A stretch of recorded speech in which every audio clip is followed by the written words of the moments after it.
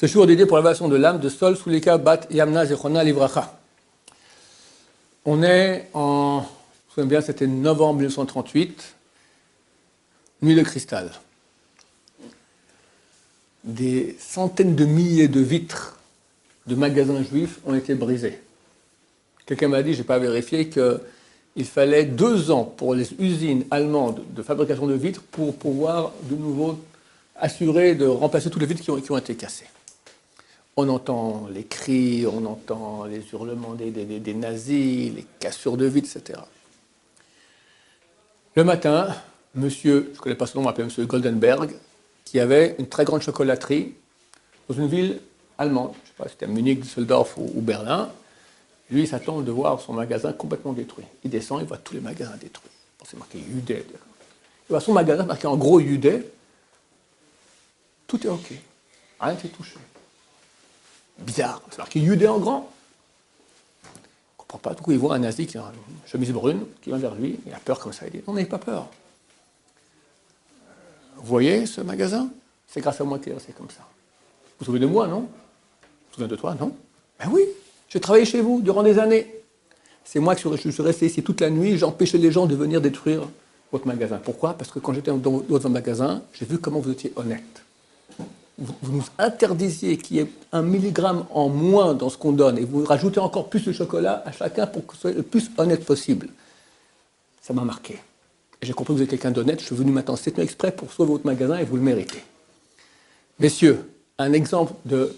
C'est rien, c'est arrivé comme ça. Mais dans le ciel, quelqu'un qui fait ça toute la journée. Alors dans ce monde-ci, un nazi, il a vu ça, il a protégé. Mais dans le ciel, combien de sainteté cet homme il amène dans le monde? Combien de flux de bénédiction il amène dans le monde?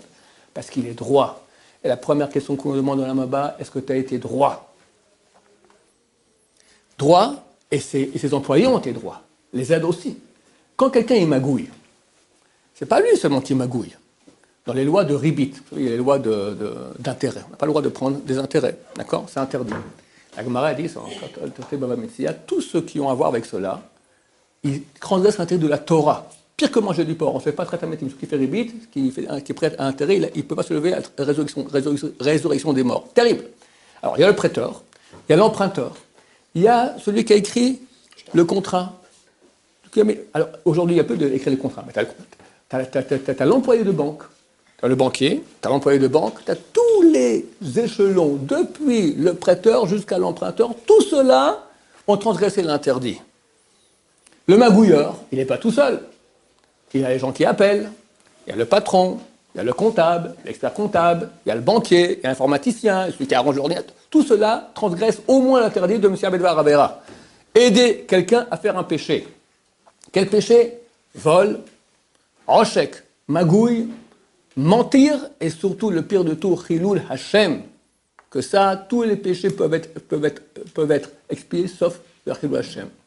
Le Rambam dit que par la mort, le Barabénou a dit aussi par Kiddush Hashem, sanctifié. Alors ceux qui sont rentrés dans cette histoire terrible de faire du Chilul Hashem, de mentir, qu'ils fassent chouva rapidement, m'arrêter à la porte, qu'ils fassent une grande chouva et commencent à faire beaucoup de Kiddush Hashem. Alors, Rav Chaim dit on peut faire une Kiddush tout seul dans sa chambre, Kiddush Hashem. Quelqu'un qui se comporte comme il se doit, bien. D'accord? Personne ne voit, mais Dieu voit. C'est déjà du Kiddush Hashem. Si c'est en public, c'est encore plus du Kiddush Hashem.